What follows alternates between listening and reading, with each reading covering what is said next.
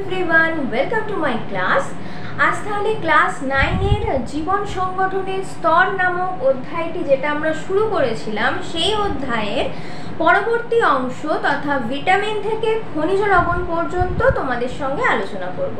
তাই ভিটামিনের মধ্যে কি কি রয়েছে তথা পেজ নাম্বার 25 থেকে 27 এর মধ্যে রয়েছে ভিটামিন কি, ভিটামিনের বৈশিষ্ট্য কি, ভিটামিনের প্রকারভেদ কি তথা প্রোভিটামিন, সিউটোভিটামিন, অ্যান্টিভিটামিন কাকে বলে, এদের উদাহরণ কি, এছাড়া রয়েছে বিভিন্ন ভিটামিনের ভূমিকা কি, আমাদের মানবদেহে ভিটামিনের ভূমিকা কি, এছাড়া রয়েছে বিভিন্ন খনিজ লবণ সম্বন্ধে ধারণা। তাহলে এই খনিজ লবণ পর্যন্ত পড়া হয়ে গেলে আমাদের মানবদেহে জীবজ অণুর যে ভূমিকা বা কি কি জীবজ অণু আমাদের শরীরে লাগে সেই সম্বন্ধে পর্যন্ত আমরা জেনে যাব। তারপরে আমরা শুরু করব কি কোষের স্ট্রাকচার কি, কত ধরনের কোষ আছে, কোষের মধ্যে কি কি আছে ইত্যাদি সম্পর্কে তার পরবর্তী ক্লাসে আমরা দেখব।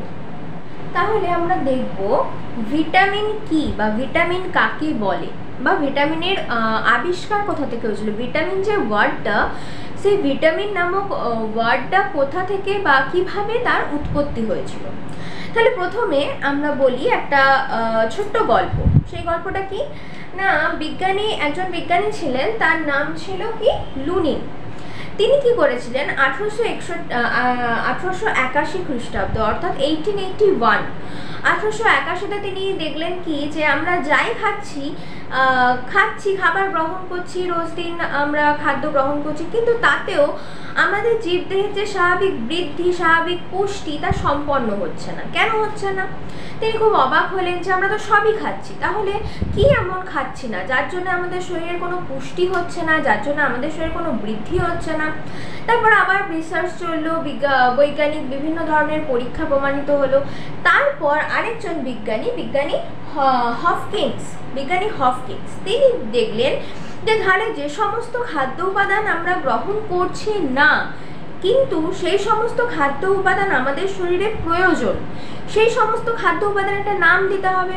সেই নাম দিলেন উনি অত্যাবশ্যক সহায়ক অত্যাবশ্যকীয় খাদ্য উপাদান। এরপর 1912 খ্রিস্টাব্দে আরেকজন বিজ্ঞানী ফাঙ্ক, তিনি বললেন কি তাহলে এই যে খাদ্য উপাদানটা আমাদের শরীরে অত্যন্ত প্রয়োজনীয়, যেটা ছাড়া আমরা যাই খাই না কেন আমাদের শরীরে কোনো বৃদ্ধি হয় না, আমাদের শরীরে কোনো পুষ্টি হয় না। তাহলে তখন তিনি এই যে বিশেষ খাদ্য উপাদান এটার একটি নাম দিলেন। সেই নামটি কি? তিনি এই সমস্ত খাদ্য উপাদানের নাম দিলেন ভাইটামিন বা ভিটামিন। ভাইটামিন এবং ভিটামিন এই দুই হলো একই শব্দের দুটি ভিন্ন বানান, ভাইটামিন অথবা ভিটামিন। তাহলে এরপর আমরা দেখব যে ভিটামিন বা ভাইটামিন কাকে বলে। তাহলে ভাইটামিন বা ভিটামিন এক প্রকার বিশেষ খাদ্য উপাদান যা আমাদের শরীরে অত্যন্ত প্রয়োজনীয়। এরপর এটি স্বাভাবিক খাদ্যে অল্প পরিমাণে উপস্থিত থাকে, যে অল্প পরিমাণটাই আমাদের শরীরে বৃদ্ধিতেও সাহায্য করে, পুষ্টিতেও সাহায্য করে। তারপর এই খাদ্য উপাদান অর্থাৎ ভিটামিনের অভাবে ভিটামিনের উপস্থিতিতে দেহের স্বাভাবিক পুষ্টি এবং বৃদ্ধি উন্নত হয়, স্বাভাবিক পুষ্টি এবং বৃদ্ধি সম্পন্ন হয়, এবং যার অভাবে আমাদের শরীরে বিভিন্ন ধরনের রোগের লক্ষণ প্রকাশিত পায়। তাহলে ভিটামিন একটি নির্দিষ্ট লেভেল পর্যন্ত আমাদের শরীরে প্রয়োজন। ভিটামিন আমরা কোথা থেকে পাবো? ভিটামিন সমৃদ্ধ খাবার থেকে। যে সমস্ত খাবার গ্রহণ করলে আমাদের শরীরে ভিটামিনের চাহিদা পূরণ হবে, কিন্তু আমরা যদি সেই সমস্ত খাবার গ্রহণ না করি, আমাদের খাদ্যের যে ডেলি যে রুটিন বা আমরা যা কিছু খাই তার মধ্যে যদি ভিটামিন সমৃদ্ধ খাবার না থাকে, তাহলে আমাদের শরীরে ভিটামিনের অভাব হবে। ভিটামিনের অভাব হলে কি হবে? আমাদের শরীরে ভিটামিনের অভাবে বিভিন্ন ধরনের রোগের সৃষ্টি হবে, যার রোগ লক্ষণ প্রকাশিত পায় বিভিন্ন ধরনের ভিটামিনের অভাবে। এরপর তাহলে ভিটামিনের কিছু বৈশিষ্ট্য নিয়ে আমরা আলোচনা করব। ভিটামিনের কিছু বৈশিষ্ট্য আছে, প্রত্যেকটি জিনিসেরই নিজস্ব কিছু বৈশিষ্ট্য থাকে। আমাদের নিজেদেরও আমাদের হিউম্যান বিইংসেরও কিছু নিজস্ব বৈশিষ্ট্য থাকে, বা একটা প্রাণীরও কিছু বৈশিষ্ট্য থাকে। ঠিক সেই মতো ভিটামিনেরও কিছু বৈশিষ্ট্য আছে। কি কি বৈশিষ্ট্য? না জৈব, এটি এক প্রকার জৈব অনুঘটক যা বিপাক ক্রিয়ায় কোএনজাইম রূপে কাজ করে। কোএনজাইম রূপে কাজ করে। আমরা যখন এনজাইম পড়বো তখন জানতে পারবো কোএনজাইম কাকে বলে। পরবর্তী আসি, এটি খাদ্যে খুব অল্প পরিমাণে উপস্থিত থাকে। খাদ্যে আমরা যে খাদ্য খাই, সে খাদ্য গ্রহণ করি, সেই খাদ্যের মধ্যে খুব অল্প পরিমাণে ভিটামিন থাকে। এবং পরবর্তী পয়েন্টে কি আছে না, আমাদের জীবদের যে সমস্ত খাদ্য উপাদান প্রয়োজন আছে, সেই সমস্ত খাদ্য উপাদানের তুলনায় ভিটামিন খুব অল্প পরিমাণে আমাদের শরীরে প্রয়োজন হয়, কিন্তু যতটুকু প্রয়োজন হয় তার গুরুত্বটা অত্যন্ত বেশি অন্যদের তুলনায়। কারণ ভিটামিনের অভাবে আমাদের শরীরে নানা রকম রোগের সৃষ্টি হয়।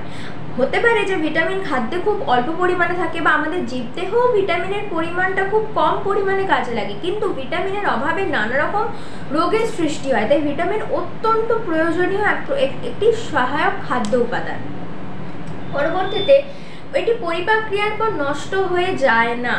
ভিটামিন পরিপাক ক্রিয়ার পর নষ্ট হয় না, কিন্তু কিছু কিছু ভিটামিন আছে যেগুলি উচ্চ তাপমাত্রায়, জারণ ক্রিয়ায়, রন্ধনকালে, তীব্র সূর্যালোকে এবং কিছু কিছু ক্ষেত্রে ক্ষারণ ক্রিয়ার পর সেটি নষ্ট হয়ে যায়, বিনষ্ট হয়ে যায়। এছাড়া রয়েছে এর প্রকারভেদ। দুটি প্রকার আছে, অর্থাৎ দ্রাব্যতা অনুযায়ী একে দুভাগে ভাগ করা যায়।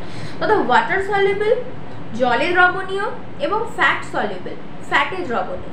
ওয়াটার সলিউবল ভিটামিনের উদাহরণ কি? ওয়াটার সলিউবল ভিটামিনের উদাহরণ হলো ভিটামিন বি কমপ্লেক্স। বি কমপ্লেক্সের মধ্যে রয়েছে B1, B2, B3, B4 ইত্যাদি, এবং রয়েছে ভিটামিন সি।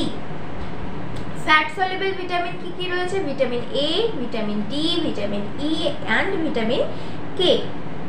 ভিটামিনের তিনটি ভাগ রয়েছে, তথা প্রোভিটামিন, সিউডোভিটামিন এবং অ্যান্টিভিটামিন। প্রোভিটামিন কাকে বলে? যে সমস্ত জৈব যৌগ থেকে ভিটামিনের উৎপত্তি হয় বা ভিটামিন উৎপন্ন হয়, বা যে সমস্ত জৈব যৌগ ভিটামিনের সৃষ্টি করে, তাকে বলা হয় প্রোভিটামিন। যেমন কি বিটা ক্যারোটিন। বিটা ক্যারোটিন হলো রেটিনল অর্থাৎ ভিটামিন এর প্রোভিটামিন। অর্থাৎ ভিটামিন এ কোথা থেকে উৎপত্তি হয়েছে? বিটা ক্যারোটিন থেকে ভিটামিন এ সৃষ্টি হয়েছে। পরবর্তীতে আসি সিউডোভিটামিন। সিউডোভিটামিন কি না, যে সমস্ত জৈব যৌগ ভিটামিনের ন্যায় গঠন সদৃশ কিন্তু তার গুণসম্পন্ন নয়। সিউডো, ছদ্ম। সিউডো কথার অর্থ হলো ছদ্ম। তাহলে তার গঠন সদৃশ কিন্তু গুণসম্পন্ন নয়, তার মতন কাজ করতে পারে না, কিন্তু তার গঠনটা একই। উদাহরণ কি? Methyl cobalamin. মিথাইল কোবালামিন কার সিউডোভিটামিন? Vitamin B12। এটি বি কমপ্লেক্সের একটি ভাগ, ভিটামিন B12 তার মানে ভিটামিন বি কমপ্লেক্সের একটি প্রকারভেদ। ভিটামিন B12 এর সিউডোভিটামিন কি? Methyl cobalamin. তারপর আসি অ্যান্টিভিটামিন। অ্যান্টিভিটামিন কাকে বলে না, বিভিন্ন ধরনের রাসায়নিক সদৃশ্য থাকবে, কিন্তু তাছাড়াও কিছু কিছু জৈব যৌগ আছে যারা ভিটামিনের ক্রিয়ায় বাধা দেয়, ভিটামিনের ক্রিয়াকে নষ্ট করে ফেলে। সেই সমস্ত জৈব যৌগগুলিকে বলা হয় অ্যান্টিভিটামিন। কিছু কিছু ভিটামিনের অ্যান্টিভিটামিন রয়েছে, যথা পাইরিথায়ামিন। পাইরিথায়ামিন হলো কার অ্যান্টিভিটামিন? পাইরিথায়ামিন হলো থায়ামিনের অ্যান্টিভিটামিন। কারণ পাইরিথায়ামিন থায়ামিনের ক্রিয়াকে নষ্ট করে দেয়, থায়ামিনের ক্রিয়ায় বাধা সৃষ্টি করে, তাই পাইরিথায়ামিনকে থায়ামিনের অ্যান্টিভিটামিন বলা হয়। তাহলে ভিটামিনের দুটো প্রকারভেদ আমরা দেখেছি, water soluble and fat soluble, অর্থাৎ ফ্যাটে দ্রবণীয় এবং জলে দ্রবণীয়। তাহলে প্রথমে আমরা দেখব fat soluble. Fat soluble vitamin কোনগুলো? Vitamin A, vitamin D, vitamin E এবং ভিটামিন কে। ভিটামিন এ এর নাম কি? Retinol. Vitamin D calciferol. Vitamin E tocopherol. Vitamin K naphthoquinone or phylloquinone. এরপর আসবো vitamin B complex. B complex কথার অর্থ হলো এর মধ্যে অনেকগুলি ভিটামিন রয়েছে, তথা B1, B2, B3, B5, B6 and B12। এছাড়াও রয়েছে বায়োটিন ইত্যাদি। তো আগে আমরা এই B12 পর্যন্ত জানবো এবং তার নাম জানবো। B1 thymine, B2 riboflavin, B3 niacin, B5 pantothenic acid, B5 pantothenic acid, B6 pyridoxine and B12 cyanocobalamin. এরপর আসি ভিটামিন সি এর নাম হলো অ্যাসকর্বিক অ্যাসিড। তাহলে এই হলো ভিটামিনের প্রকারভেদ এবং তাদের সায়েন্টিফিক নেম। প্রথমে দেখব ভিটামিন এ কোথা থেকে আমাদের শরীরে সংশ্লেষিত হয়, মানব দেহে সংশ্লেষিত হয়। বিটা ক্যারোটিন থেকে ভিটামিন এ আমাদের মানব দেহে সংশ্লেষিত হয়। এর কিছু কাজ রয়েছে, সেই কাজগুলো কি? না, এটি দেহের সামগ্রিক বৃদ্ধিতে সহায়তা করে। এটি রেটিনার, আমাদের চোখে যে রেটিনা রয়েছে সেই রেটিনার মধ্যে দু প্রকার কোষ থাকে, রড কোষ এবং কোন কোষ। তাহলে ভিটামিন এ রড কোষের তৈরিতে সাহায্য করে, অর্থাৎ ভিটামিন এ রড কোষ সৃষ্টি করে বা গঠন করে হলো। তারপর ত্বকের স্বাভাবিকতা বজায় রাখে, অর্থাৎ স্কিন ভালো রাখে। ভিটামিন এর উপস্থিতির কারণে আমাদের স্কিন ভালো থাকে, বা ভিটামিন এর অভাবে আমাদের স্কিনে নানা রকম ডিজিজ দেখা যায়। এছাড়া কি ইমিউনিটি গড়ে তোলে, আমাদের শরীরে রোগ প্রতিরোধ সংক্রমণকে বাড়িয়ে তোলে।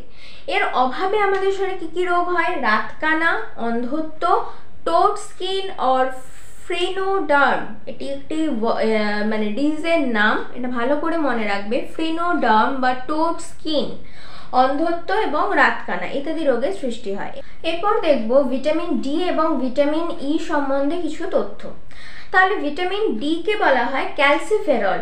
আগেই বললাম ভিটামিন ডি এর আরেক নাম বা সায়েন্টিফিক নেম যাকে বলে, সায়েন্টিফিক নেম হলো ক্যালসিফেরল।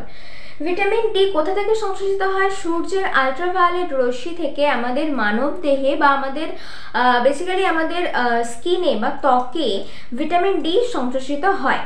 এর কাজ কি? এর অন্যতম প্রধান কাজ হলো আমাদের শরীরের দাঁত এবং বোন গঠনে সহায়তা করে এবং দাঁত এবং বোনে ক্যালসিয়ামের যে লেভেল আছে তার সমতা বজায় রাখে, অর্থাৎ তার লেভেলটাকে মেনটেন করে। না হলে ক্যালসিয়ামের লেভেল কমে যায়, তখন আমাদের মানে হাড়ে ব্যথা হয়, যন্ত্রণা হয়, হাড় ক্ষয়ে যায়, জল জমে ইত্যাদি নানা রকমের রোগের সৃষ্টি হয়।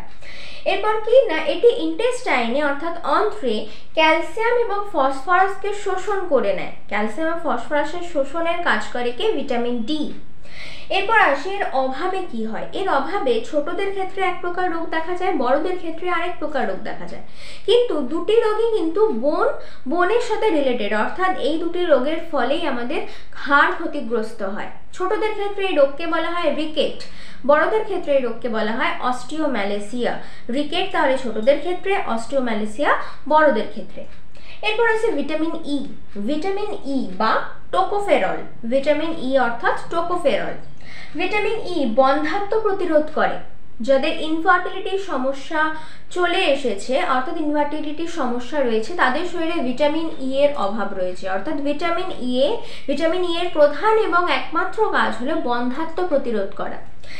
এছাড়া আমাদের যে সমস্ত প্রেগনেন্ট মহিলারা আছে সেই সমস্ত মাতৃস্তনে দুগ্ধক্ষরণের লেভেলকে বাড়িয়ে দেয়, অর্থাৎ দুগ্ধের পরিমাণটা বাড়িয়ে দেয়।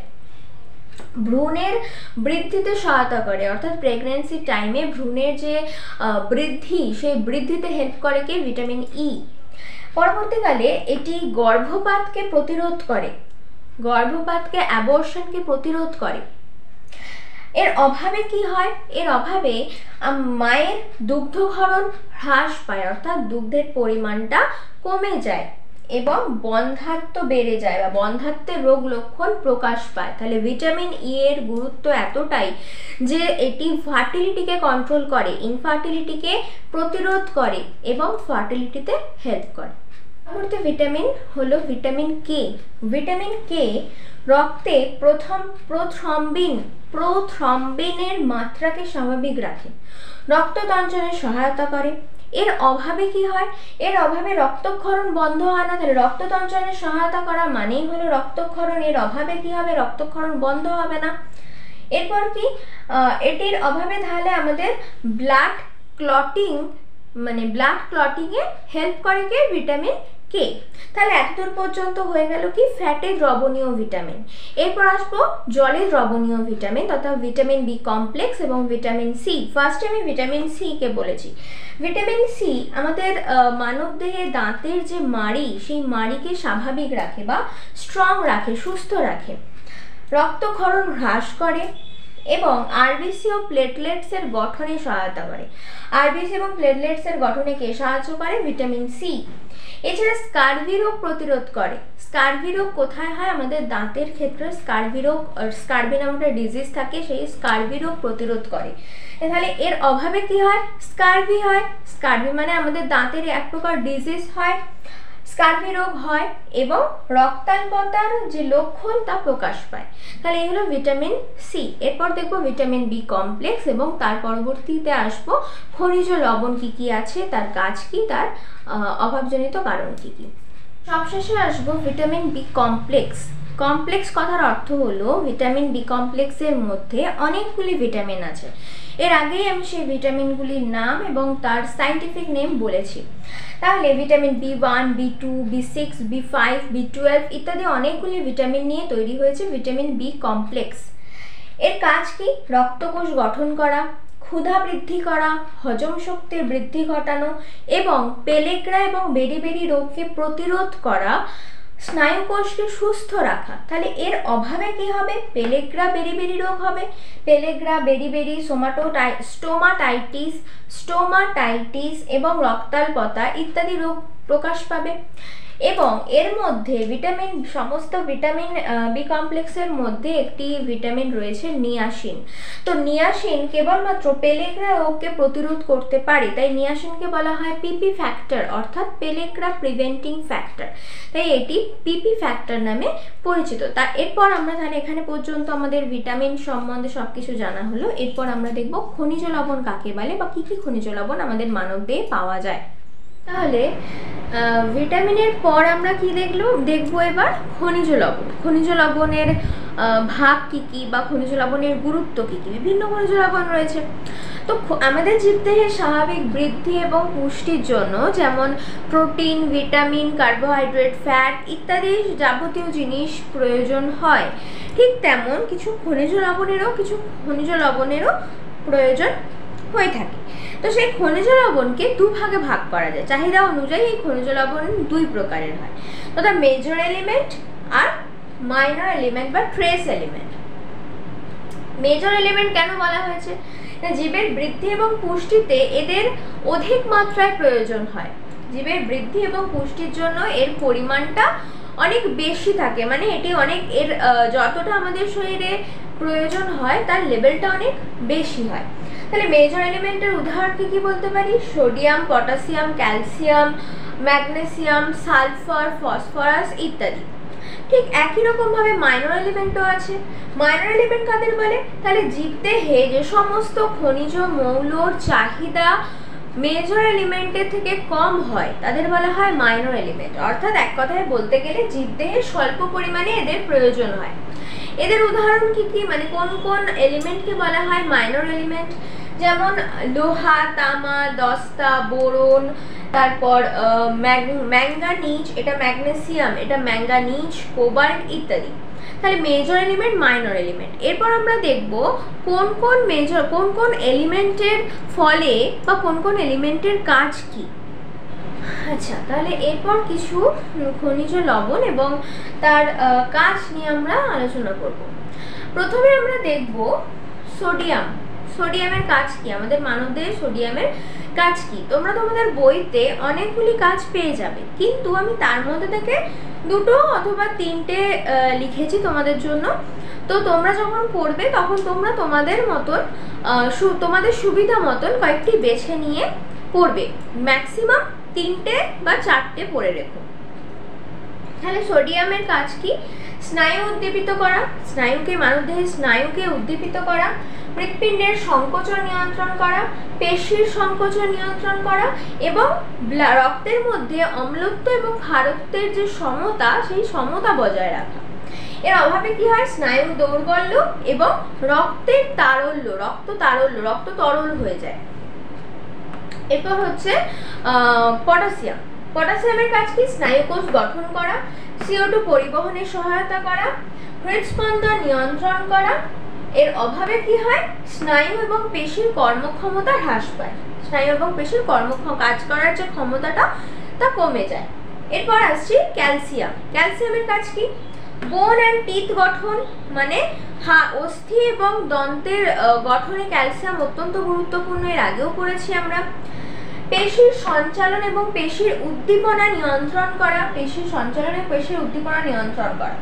ক্যালসিয়ামের অভাবে কি হয় শিশুদের ক্ষেত্রে, একই রকম মানে রোগটা একই, তার যে আমাদের শরীরের যে পোর্শনটিতে অ্যাফেক্টেড হয় সেই পোর্শনটি একই, অর্থাৎ বোন, অস্থি, কিন্তু ছোটদের ক্ষেত্রে সেই রোগটিকে বলা হয় রিকেট এবং বড়দের ক্ষেত্রে সেই একই রোগ তাকে বলা হয় অস্টিওম্যালেসিয়া। তাহলে ছোটদের ক্ষেত্রে রিকেট এবং বড়দের ক্ষেত্রে অস্টিওম্যালেসিয়া।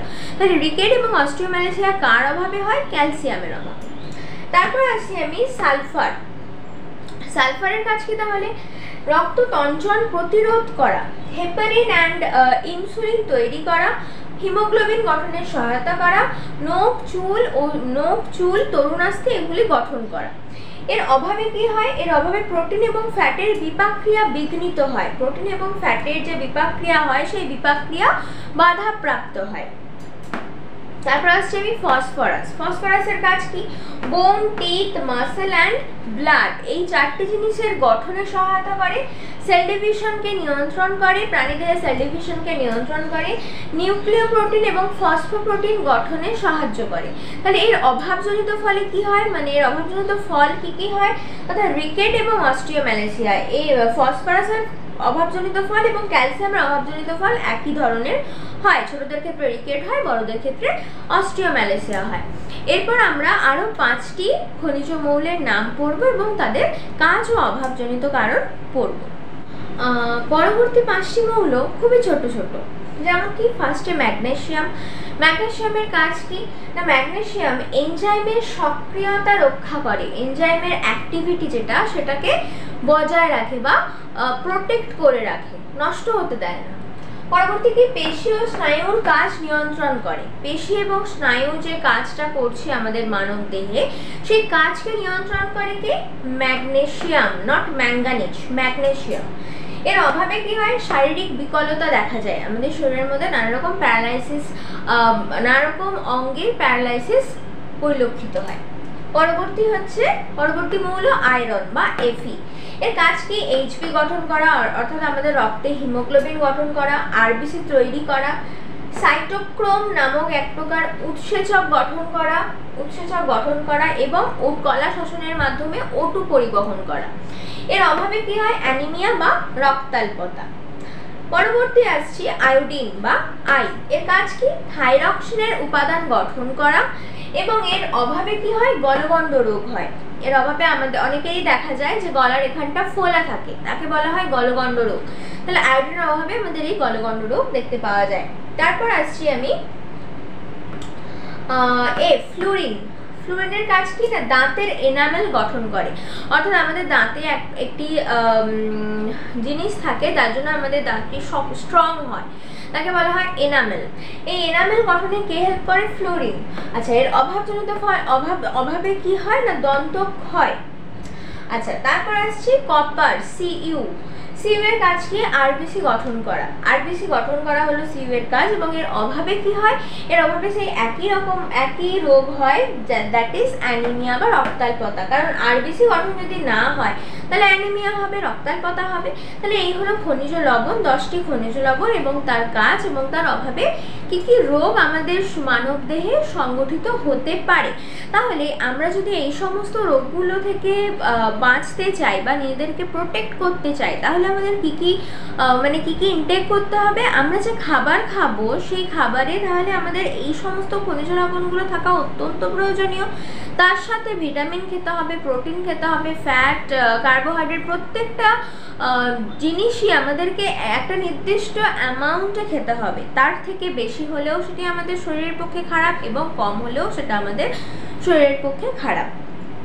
তাহলে আজকে আমি খনিজ লবণ পর্যন্তই তোমাদের সঙ্গে আলোচনা করলাম।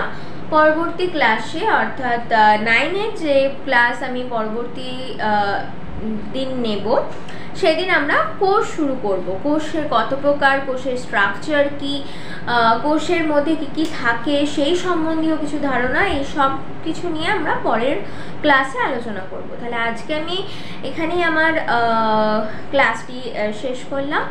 এতক্ষণ আমার সঙ্গে থাকার জন্য তোমাদের অসংখ্য ধন্যবাদ। ভিডিওটি যদি ভালো লেগে থাকে তাহলে অবশ্যই লাইক করো এবং কমেন্ট করো।